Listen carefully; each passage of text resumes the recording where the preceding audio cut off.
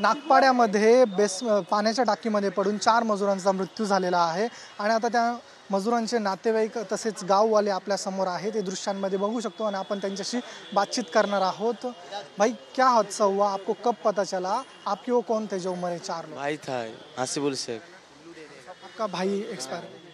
वो टैंकी का अंदर बोल रहे पैकिंग था, तो वो लोग जैसे ही पिलाई खोला, जे एक गया तो दूसरा वो खत्म हो गया, फिर दूसरा देखने गया क्या हो गया, दूसरा गया तो वो भी वैसा हो गया, तीसरा गया वैसा करके चारों वो खत्म हो गया। फिर वो और एक दूसरा एक उठाने गया तो वो भी मतलब ये हो गया था, तो वो अभी वो हॉस्पिटल में एडमिट है। आपको कब ये खबर पड़ी और क्या हुआ था डिटेल में? हम लोग त्रेता साखीनाका में, तो हम लोग को 1 बजे फ़ोन किया, मोरा ऐसा हो गया, हॉस्पिटल में आज लेके आया, तो हम लोग तुरंत इधर से आया साखीनाका से यहाँ। अभी आपकी क्या मांग रहेगी? कुछ रहेगा, मदद मिलेगा तो अच्छा रहेगा। हम लोग बहुत तो गरीब आदमी है, ऐसा भी तो कुछ है नहीं, इतना लंबा 3 दिन इसमें से काम करने आया।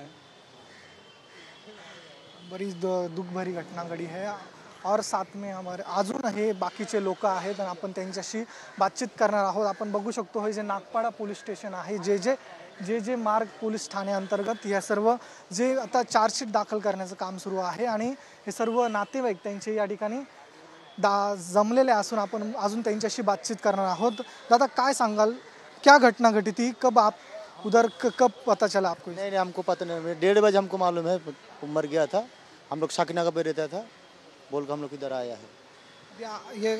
अभी आपकी क्या मांग रहेगी? काम अगर वो लोग गरीब आदमी है, कुछ पैसा देगा तो फैमिली वाला अच्छा रहेगा, इससे है माँ बाप का भी अच्छा है। ये सब कहाँ के रहने वाले थे प्रॉपर?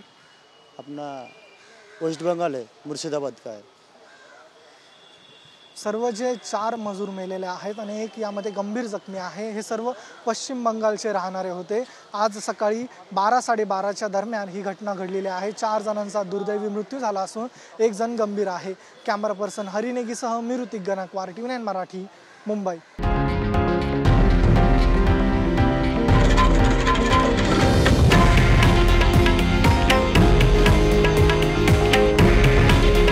हे आहे देशातील नंबर 1 न्यूज नेटवर्क आणि आपण पाहत आहात TV9 मराठी।